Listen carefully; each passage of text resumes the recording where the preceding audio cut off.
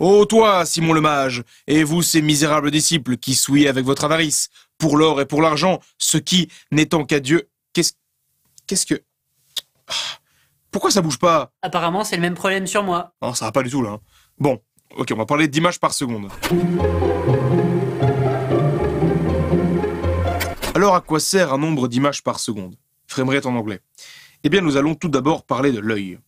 L'œil, comment ça marche? Eh bien, plutôt bien, il faut l'avouer. C'est une sacrée paire d'outils haute technologie qu'on a incrustée dans le crâne. Mais cette paire d'outils ne serait rien sans ce qui va analyser les données que nous percevons, le cerveau.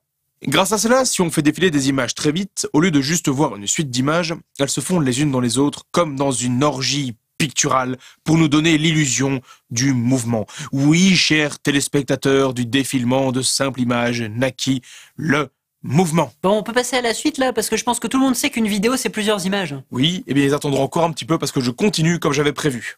Alors faisons un petit test, nous allons passer à une image par seconde. Alors, est-ce que l'illusion du mouvement est en train de tromper vos yeux? Pas tellement, non, on a juste l'impression d'être dans une webcam avec un internet un peu pourri là. Je te l'accorde, ce n'est pas suffisant. Alors passons, si vous le voulez bien, à 12 images par seconde. N'est-ce pas fantastique? On n'a pas l'impression que je suis en mouvement? Ouais, c'est pas hyper terrible, hein, ça saccade un petit peu. Oui, non, d'accord, mais c'est parce que 12 images par seconde, c'est encore trop peu pour la vidéo.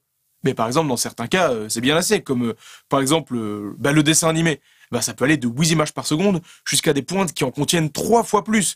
Mais de manière générale, on s'accorde à dire que ça tourne autour de 12 images par seconde. 8 images par seconde dans le pire des cas, t'es gentil, hein. Moi je dirais plus 8 secondes par image. Tu vois ce genre de plan là où on voit la tête du mec en gros plan et on entend sa pensée alors que l'image elle est toute fixe et il y a juste un léger déplacement de l'image pour faire croire qu'il y a du mouvement?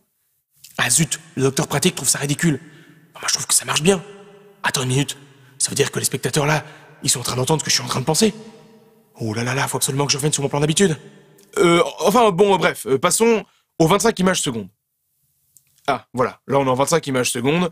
Ça veut donc dire qu'on a atteint le taux le plus commun d'images par seconde et par conséquent la fluidité. Enfin bon, tout n'est pas toujours en 25 images secondes. Par exemple, la pellicule, c'est plutôt du 24 images secondes.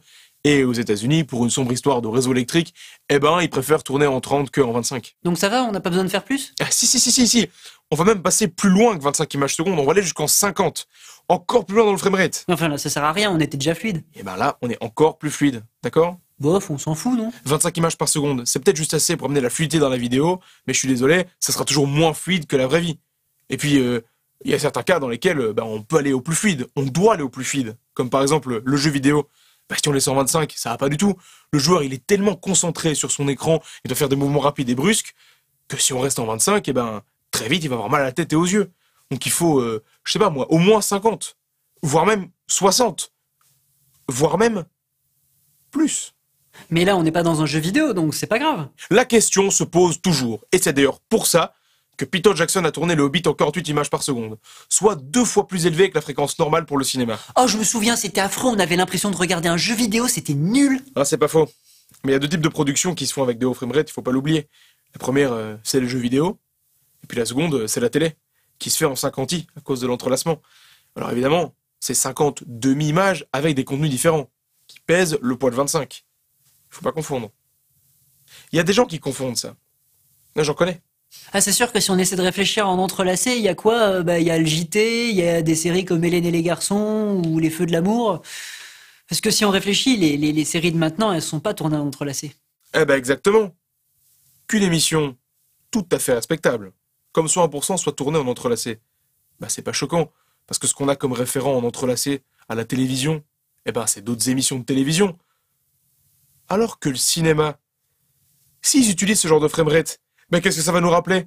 Ce qu'on a déjà vu en fiction avec ce type de framerate. Et là, on sait tout ce que ça va être, hein. Oui, j'ai bien peur de vous le dire. C'est les sitcoms. Ah oui, je vois le problème, quand on regarde des vieux DVD sur des toutes nouvelles télé, dedans il y a un programme qui fluidifie tout, et du coup, c'est tout bizarre à regarder. On a l'impression que les scènes de dialogue, c'est des scènes de sitcom toutes pourries, alors que quand on regarde les scènes d'action, là, tout d'un coup, on a l'impression que tout est en jeu vidéo un peu, et c'est bizarre, quoi. Ouais, attends. Ça veut pas forcément dire qu'il faut plus qu'on fasse de films en 48 images par seconde. Ah oui, fatalement, plus il y en aura, au plus on arrêtera de comparer ça avec des références comme les jeux vidéo et la sitcom. Moi je pense qu'on s'y habituera jamais, hein. C'est moins joli que du 24 images par seconde. Non mais les gens disaient pareil du passage du muet au son et du noir et blanc à la couleur. Et pourtant, Je suis en couleur et je parle. Ah bah dis tout de suite que je suis un vieux con conservateur. Ah mais j'ai pas dit ça, pratique. Qui te dit que ça va pas faire comme la 3D? Parce qu'au final, c'est accessoire et tout le monde s'en fout. Hein. C'est vrai que la plupart des films utilisent la 3D un tout petit peu n'importe comment.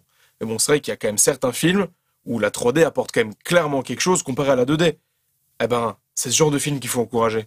C'est exactement comme pour le 48 images par seconde. Au lieu d'utiliser à tort et à travers tout le temps, il faudrait que ceux qui le fassent aient vraiment une bonne raison de le faire. Ah, parce que tu trouves que le Hobbit en 48 images par seconde, ça apporte quelque chose? Je ne répondrai pas à cette question.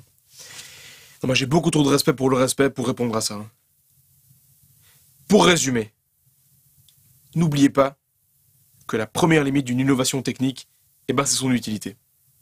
Et maintenant, j'aimerais bien vous parler d'un nombre d'images par seconde variable. Bah, c'est pas possible de changer le nombre d'images par seconde, soit en 24, soit en 25, soit en 50, soit tout ce que tu veux, mais on peut pas passer de l'un à l'autre. On est ici, là, en 50 images par seconde.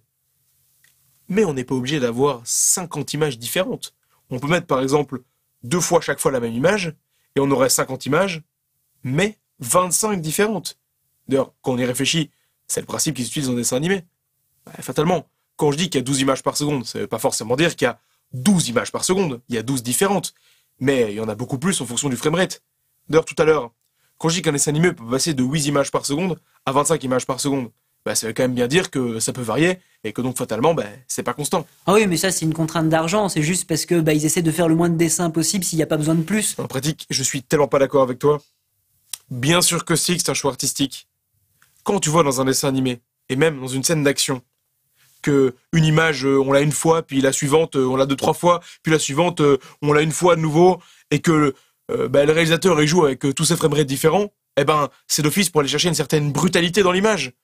Et là, on joue pas avec le rythme des plans, mais avec le rythme des images elles-mêmes. Et ça, de nos jours, même si on anime un dessin animé en 25 images par seconde, on n'aura jamais le peps et le tonique de nos dessins animés d'enfance. Ah tiens, c'est toi maintenant le vieux con conservateur? Non mais pas du tout, je vantais juste les mérites d'un taux d'images par seconde variable. Mais ce que tu dis là, du coup, ça marche que pour les dessins animés. Parce que du coup, si on faisait ça avec un film joué entre 8 ou 25 images par seconde, ça ferait méga bizarre. Surtout qu'en plus, on a dit au début que 12 images par seconde, c'était pas suffisant pour de la vidéo, que ça marchait que pour les dessins animés. Ouais, c'est sûr. Et encore que ça peut donner un feeling assez intéressant. Je dirais même que t'oublies le 50 images par seconde. Parce que quand on y pense, au lieu de scier entre du 8 et du 25, on pourrait aussi entre du 25 et du 50. Voire même entre du 8 et du 50. C'est vrai que ça pourrait être super d'essayer juste pour voir, quoi. Mais du coup, on n'est plus du tout dans des conseils pour amateurs, là. Ouais, j'avoue, je me suis un petit peu emporté. Mais bon, entre ça et l'épisode des costumes, qui servait à rien, on va dire que ça fait une moyenne. Ouais, mais alors si tu veux que dans l'émission, il y a un taux d'intérêt variable qui oscille entre très évident et donc pas intéressant et trop compliqué et donc pas compréhensible, je préférerais qu'on reste à un niveau constant de intéressant et compréhensible. Tu comprends rien à mon art pratique. Enfin bref. Vous en savez désormais plus sur le nombre d'images par seconde.